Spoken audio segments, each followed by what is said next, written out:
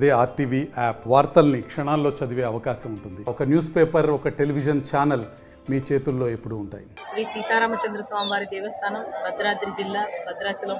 మనందరికీ తెలిసి ఇక్కడ సీతారామచంద్ర స్వామి వారు మనకు ఇక్కడ వేంచేసి ఉన్నారు.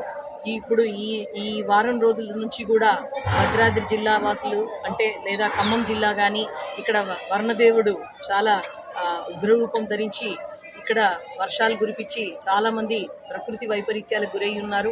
వాళ్ళందరికీ కూడా చక్కటి మహాప్రసాదాన్ని, స్వామివారిని ప్రసాదాన్ని అందించాలనే ఉద్దేశంతో, మరియు అలాగే మన దగ్గర ఉన్నటువంటి గోదావరి నది మాతకు కూడా మనం పూజలు నిర్వహించుకొని ఆరతులు ఇచ్చుకొని శాంతింపజేయాలని చెప్తూ, అలాగే మనం ఖమ్మం జిల్లాకు సంబంధించినటువంటి ఏ అయితే ప్రదేశాల్లో మనకు రిహాబిలిటేషన్ సెంటర్స్ ఉన్నాయో అక్కడ స్వామివారి ప్రసాదాన్ని కూడా అందించాలనుకుంటూ మేము ఇక్కడ నుంచి బయలుదేరుతున్నాము. అలాగే రేపు ఇక్కడే ప్రత్యేకమైన మన దేవాలయంలో ఈ రోజు కూడా ప్రత్యేకమైనటువంటి పూజల్ని కూడా మనం చేసుకోవడం జరిగింది. అలాగే రేపు కూడా సుదర్శన హోమాన్ని అన్నీ కూడా ఆ వైపత్యాల నుంచి బయటికి రావాలనే ఉద్దేశంతో మనం చేస్తున్నాము.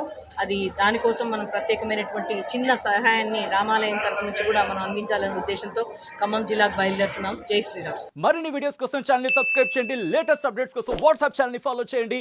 అండ్ లింక్ డిస్క్రిప్షన్ లో ఉంది.